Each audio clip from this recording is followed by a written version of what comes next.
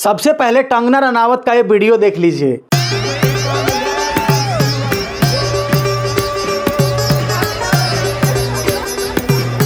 ये कंगना रनावत पीएम के प्यार में इतना पागल हो गई है, इतना पागल हो गई है कि देश के युवाओं को भी नहीं छोड़ रही है।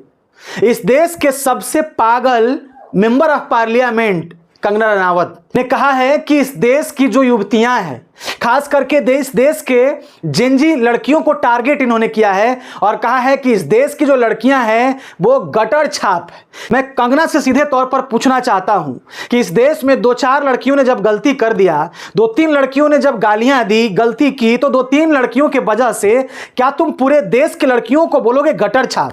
हमें तो लगता है कि प्रधानमंत्री मोदी की एमपी कंगना रनावत पागल हो चुकी है और इस एमपी को रांची के पागल खाना में भर्ती करवा देना चाहिए।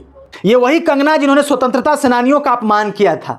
ये वही कंगना है जिनका कहना था कि हमें इस देश में आजादी 2014 के बाद मिली है। वो आजादी नहीं थी, वो भीख थी, और जो आजादी मिली है वो 2014 में मिली। चापलूसी की भी हद और चापलूसी की भी पराकाष्ठा होती है, चापलूसी की भी सीमा होती है। कंगना कितना पागल है और कितना अनसीरियस मेंबर ऑफ पार्लियामेंट है, यह पूरे देश के लोगों को पता है।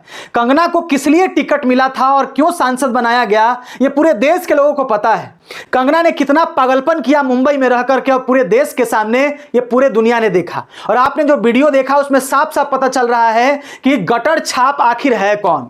धर्मेंद्र प्रधान के इस्तीफे के बाद ये इतना पागल हो चुकी है, इतना खुन्नस इसके अंदर भर चुका है कि इस देश के भविष्य को, इस देश के युवाओं को, इस देश की युवतियों को वो सीधे टारगेट कर रही है और गटर छाप कह के बुला रही है। मैं तो ये कहना चाहता हूं कि इस देश के जेनजी गटर छाप नहीं है। तुम्हें अपना माइंड चेंज करने की जरूरत है, नहीं तो तुम्हें पागल खाना में जाकर के शिफ्ट हो जाने की जरूरत है।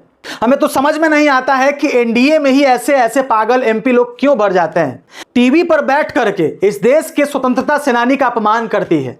आप बताइए, भगत सिंह जो इस देश के लिए लड़े, क्या उसका अपमान नहीं है?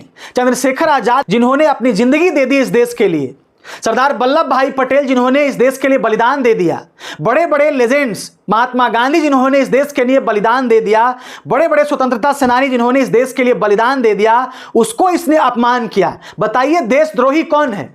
देशद्रोही कंगना रनावत है। जो इस देश में स्वतंत्रता सेनानियों का अपमान करेगा वो इस देश में सबसे बड़ा देशद्रोही है और एंटी नेशनल है। इसलिए मैं सीधे तौर पर कहना चाहता हूं कि कंगना, तुम एंटी नेशनल हो। कंगना, तुम सबसे बड़ा देशद्रोही हो और तुमसे घटिया, बेकार, बहियात सांसद हमें नहीं लगता है कि इस देश में और कोई हो भी सकता है। मतलब मोदी जी के प्यार में इतना पागल हो गए कि ये देश के लोग इसके सामने बेकार दिखने लगे। जो इस देश का युवा है, इस देश का फ्यूचर है, इसको इस महिला ने गटर छाप कह के बुला दिया।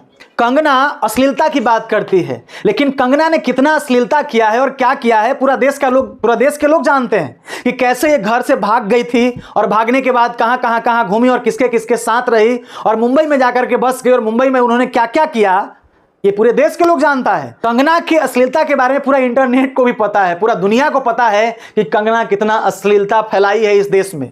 और कंगना की बहुत सारी ऐसी फिल्में हैं जिसको आप अपने परिवार के साथ देख नहीं सकते, जो फिल्म आप अपने बच्चों को दिखा नहीं सकते। तो जिसने पूरे देश को अश्लीलता परोसा है, आज अश्लीलता की बात कर रही है।